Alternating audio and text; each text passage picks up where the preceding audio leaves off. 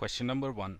Volunteers are heading into harm's way to put their own lives on the line to save others and blank. Now if we analyze this part of the sentence, I can see that volunteers are heading into harm's way. That is, they are taking the risk, they are facing the challenges to save others. That means they are risking their own lives to save others.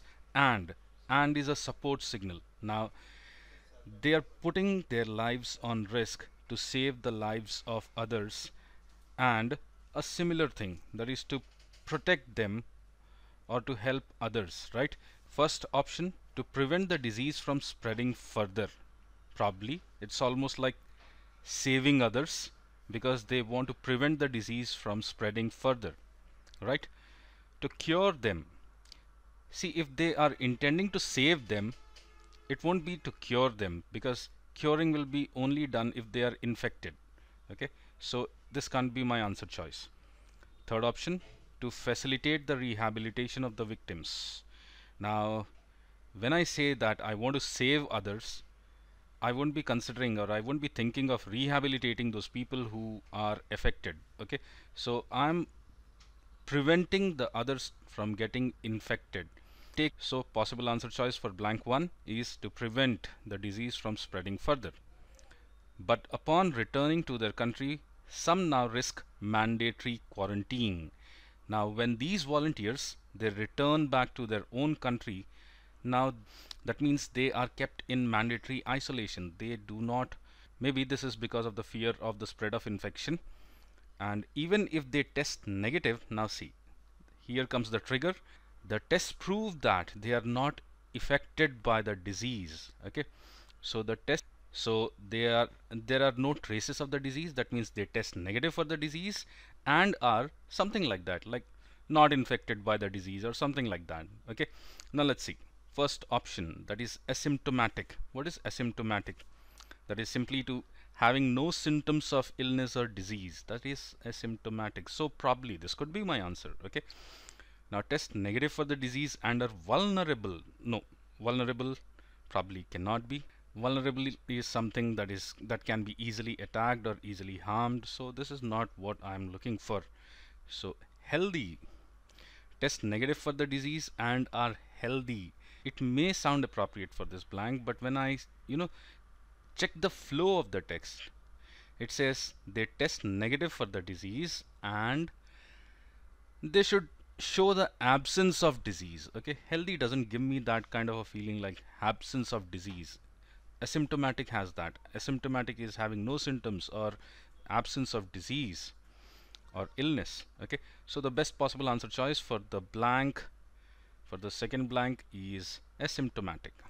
Question number 2. It would be bad enough for the volunteers. Okay, it would be bad enough for the volunteers if there were just a momentary inconvenience or blank rights infringement. Now something bad is happening with these volunteers. Okay, and I see this support sign. If there were just a momentary inconvenience or blank, or maybe some other sort of an inconvenience. Okay, this is what the logical prediction could be, some other sort of inconvenience. Now if I say justifiable rights infringement, if the rights infringement is justifiable, that's not an inconvenience. Now if I say a legally contestable rights infringement, that is, the rights infringement can be legally contested. That is to say that the rights infringement may not be legal, or it can be challenged in the court of law. So this could be an inconvenience, right? And a temporary rights infringement, this may be tempting, because when I say momentary inconvenience or temporary rights infringement, when I say temporary rights infringement, that doesn't make sense because it doesn't sound like an inconvenience. Now the best possible answer choice for the first blank is a legally contestable rights infringement. I read further, but it may be more than that. Observe this, but this is a contrast signal. Now we say what's happening with the volunteers is already bad enough, but it may be more than that, means things could be worse. It could blank other healthcare workers from volunteering in the first place. Now if this kind of an inconvenience or rights infringement is inflicted upon the volunteers, It could do what with the other volunteers? Will it encourage or maybe discourage? So I'm looking for something like discourage. Possible answer choices could be either dissuade or deter. Okay, it cannot be withdraw. Now dissuade. Now dissuade is out of compulsion. Someone is trying to convince you to not do something. Okay, someone is trying to discourage you from doing away something or turn away from by persuasion.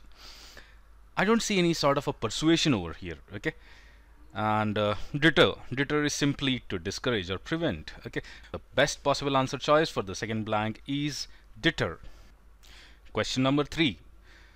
Increased toxicity in the waters in the tiger reserves or Sundarbans will be blank to the already blank Royal Bengal tiger, a species endemic to the Sundarban Delta. Due to poaching, its numbers have long been dwindling.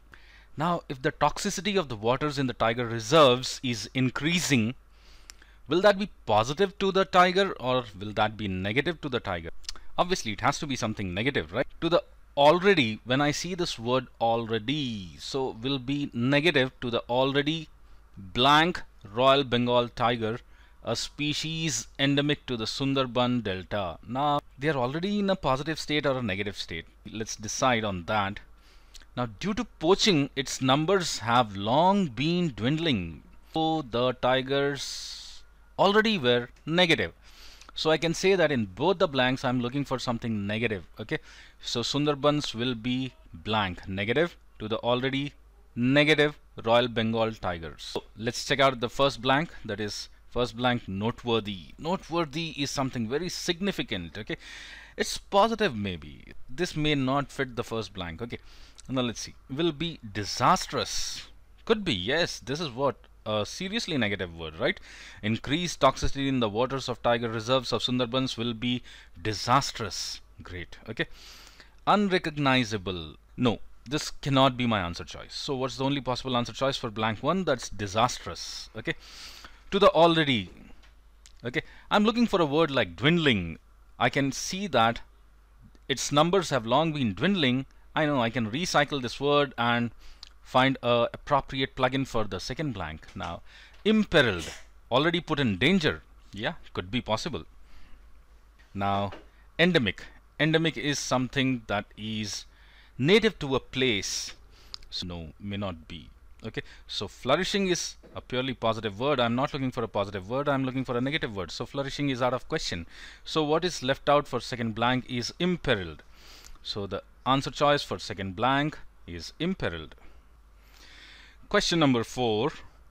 For all her brilliance. Okay, understand the usage of this. For all her brilliance. You know, when I say for all her brilliance, it sounds more like despite her brilliance. Okay, so this is an implicit contrast signal. When I say for all, like it starts with for, it's an implicit contrast signal which could be rephrased like something despite her brilliance. Okay, Ermine was undone by her blank. Okay, I can see despite her brilliance or for all her brilliance, Ermine was undone or ruined by her blank. You know, someone could be ruined by his or her something negative. Okay, it can't be more, it can't be something positive. So I'm looking for something negative. Okay, let's see. I read further, I see this colon. Okay, this is one small little friend of mine which supports the thought that has already been stated. Okay, so Ermine was done by something, she was undone by something. Now what is that something? Let's see. The colon would expound on that. She vowed to herself far more diligently to studying for her retake of the GRE. Now she has vowed to apply herself far more diligently. So she has promised to apply herself. That means she would put in everything far more diligently to studying for her retake of the GRE. Now I can understand that now she wants to be diligent. Okay, that means in her previous take of the GRE she was not diligent, maybe she was careless. Okay, I'm looking for a word like careless or carefree. Okay, now let's see. Can it be cleverness? Not at all. Insouciance. Okay, what is insouciance? Insouciance is kind of a lightheartedness, okay, carefreeness, or maybe to elaborate on that, a cheerful feeling when nothing is troubling you. So you are carefree, you are cheerful, okay. Is that what I'm looking for? I think so, yes. So Ermine was undone by her insouciance. That means she was careless or carefree, she did not mind much, or maybe GRE in the first attempt did not bother her much. Okay, so probably yes, this could be my answer. Sagacity. Sagacity is kind of a cleverness only. Okay, I can put it this way: it is a keen insight or keen judgment or your ability to distinguish. That is what is sagacity. Nah, I'm not looking for something like sagacity.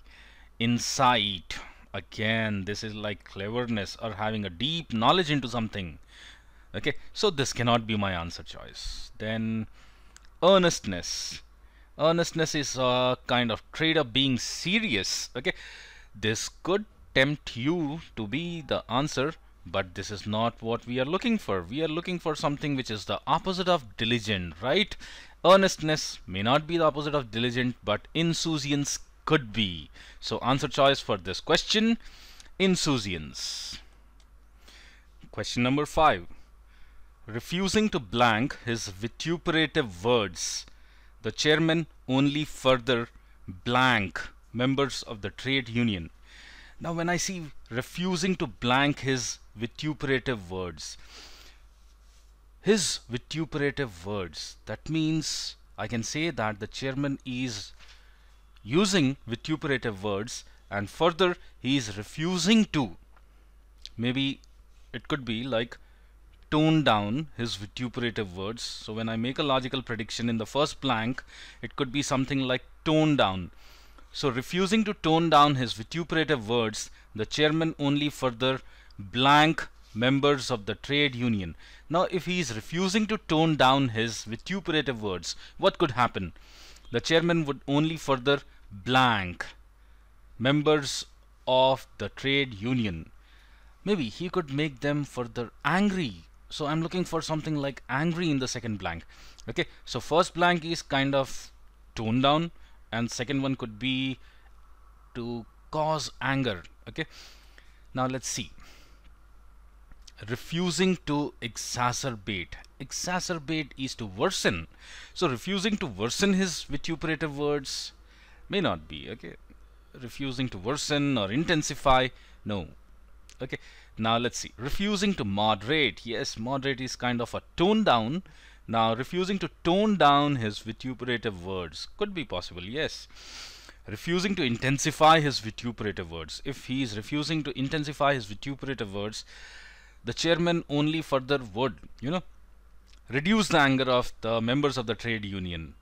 Now if I look into the second blank, I don't find any word which sounds like reducing the anger or maybe kind of assuage them or placate the members of the trade union. Okay, so the word cannot be intensify. So the possible word for the first blank could be moderate. Okay, so the chairman further only angered could be the appropriate fill for the second blank. Let's see if there's any word which is similar to angered.